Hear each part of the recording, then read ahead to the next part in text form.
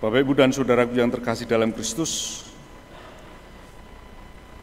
apa yang terjadi dalam bacaan Injil tadi bisa dirasakan sebagai sesuatu yang tidak adil.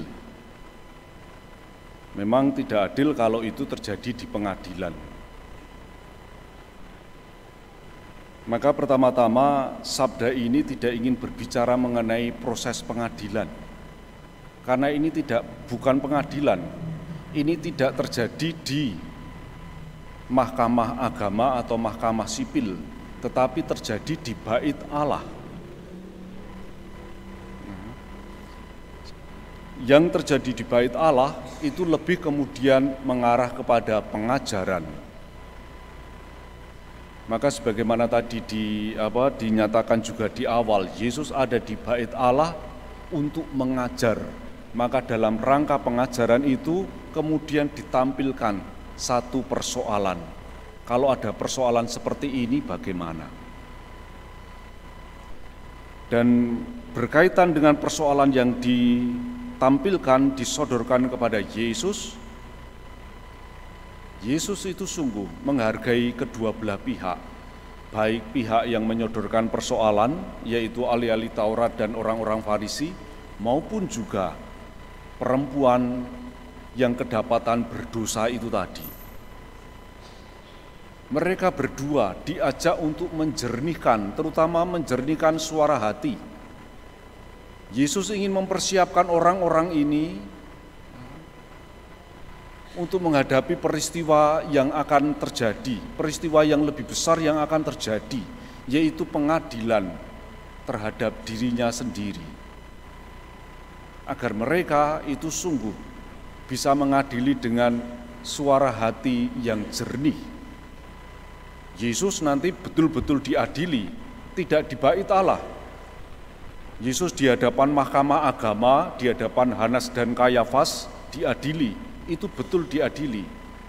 Kemudian di hadapan mahkamah sipil, di hadapan Pilatus, Yesus diadili. Dan hanya mahkamah sipil yang boleh memutuskan putusan yang mengikat, hukuman, apalagi putusannya itu hukuman mati, itu hanya mahkamah sipil. Maka kalau ini terjadi di bait Allah, ini bukan untuk mengadili dalam arti sebenarnya, tetapi lebih kemudian untuk pengajaran. Pengajaran yang pertama, mereka kedua belah pihak ini diajak untuk memiliki suara hati yang jernih. Ya, suara hati yang jernih.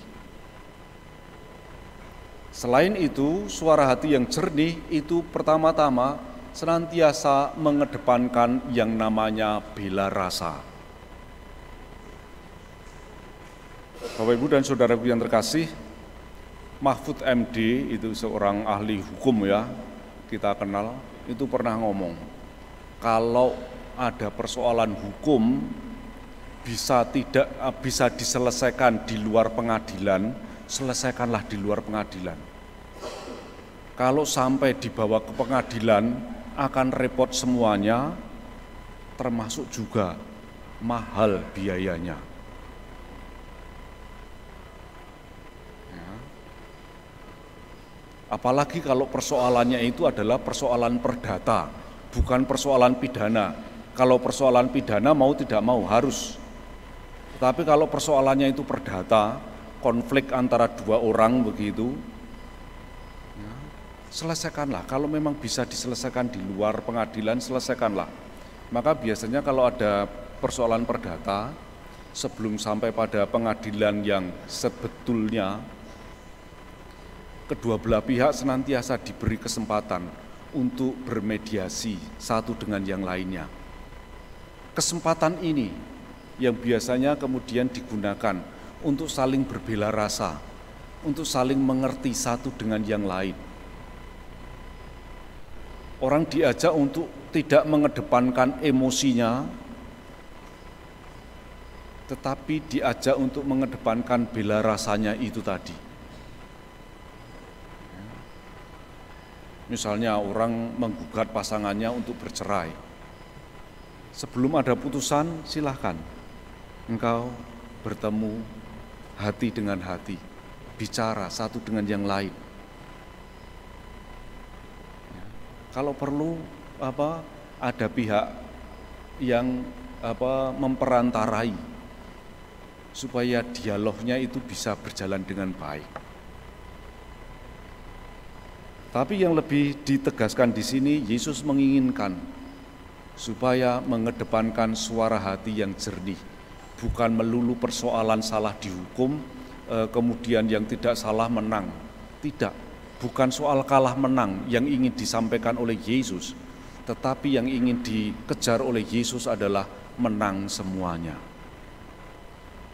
Win-win solution, bukan win-lose tapi win-win solution. Itu yang ingin dinyatakan oleh Yesus.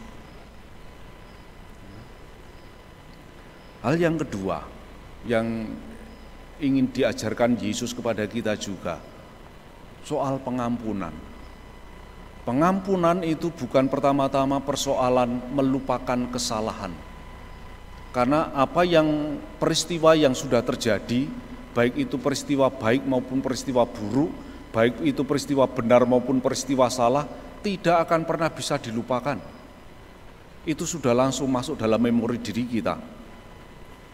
Yang namanya pengampunan itu adalah pemberian kesempatan baru untuk hidup lebih baik.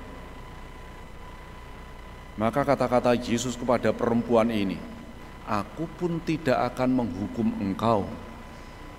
Pergilah dan jangan berdosa lagi mulai dari sekarang." Orang diajak untuk tidak terikat dengan kedosaannya itu, tetapi kemudian diberi kesempatan untuk bertumbuh. Orang diajak untuk melihat ke depan. Dan ini semakin ditegaskan dalam bacaan pertama dan bacaan yang kedua. Dalam bacaan pertama, Nabi Yesaya mengajak umatnya, menyadarkan umatnya, sudah, nggak usah terikat dengan dosa-dosa masa lalumu. Lihatlah ke depan sana. Mari kita berjalan bersama dengan Allah yang membimbing engkau. Rasul Paulus apalagi? Segala sesuatu yang dulu aku kenal, aku anggap sampah setelah pengenalanku akan Kristus Yesus. Rasul Paulus berjuang untuk tidak terikat dengan masa lalunya. Padahal kalau mau dikatakan masa lalu Paulus itu begitu runyam, begitu gelap. Siapa di sini yang pernah membunuh orang? Belum ada tuh ya. Paulus pernah. Tetapi dosa yang sebesar itu sungguh Rasul Paulus meyakini betul dosaku diampuni oleh Tuhan. Maka dia kemudian menganggap semuanya itu sampah, tidak membiarkan dirinya itu diikat oleh kedosaannya ini. Tetapi sekarang yang menjadi lebih penting adalah bagaimana aku mewartakan kerahimannya, aku mewartakan karya keselamatannya, bagaimana aku mewartakan kebangkitannya. Itu yang menjadi lebih penting daripada terus-menerus aku menyesali kesalahanku yang masa lampau ini. Pengampunan itu adalah melihat ke depan, bukan senantiasa ada di belakang. Ya. Berulang kali dalam pengakuan dosa senantiasa ada saja umat yang dalam pengakuan dosa itu ngomong romo.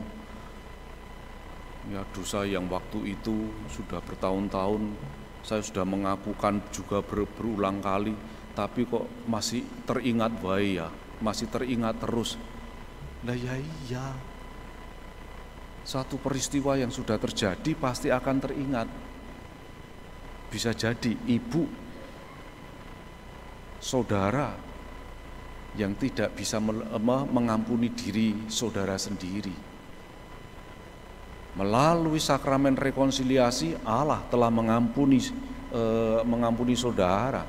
Tapi kalau saudara senantiasa mengikatkan diri terus pada peristiwa itu, bisa jadi saudara sendiri yang tidak pernah bisa mengampuni saudara sendiri. Maka pengampunan itu adalah membuka jalan ke depan lebar-lebar, di mana Allah senantiasa menyertai. Dan pengampunan itu hanya bisa terjadi ketika kita juga mengandalkan kerahiman Allah. Maka baik, dalam minggu terakhir sebelum kita memasuki pekan suci ini, marilah kita semakin dengan tekun mengedepankan bela rasa, mengedepankan kerahiman Allah, memberi kesempatan hidup yang baru, memberi kesempatan bertumbuhnya pribadi-pribadi seseorang, termasuk bertumbuhnya pribadi diriku ini, melepaskan segala ikatan-ikatan yang masih terus mengikat diriku. Mungkin aku dulu juga pernah mengatakan kepada seseorang, sampai kapanpun aku tidak akan pernah mengampuni engkau. Memang betul sakit hatinya memang begitu dalam. Iya, bisa jadi betul, tidak perlu disangkal. Tetapi katakanlah di dalam nama Yesus, karena kerahiman Yesus, aku tidak mau lagi terikat dengan dosa itu, dengan sakit hati itu. Aku ingin menatap ke depan, menatap hidup yang baru bersama dengan Yesus pula. Semoga Paskah yang akan kita masuki mulai minggu depan semakin memperbarui hidupku, sehingga sungguh kita boleh merasakan kelegaan, boleh merasakan kegembiraan, karena betul-betul hidupku telah diperbarui oleh Yesus. Tuhan memberkati.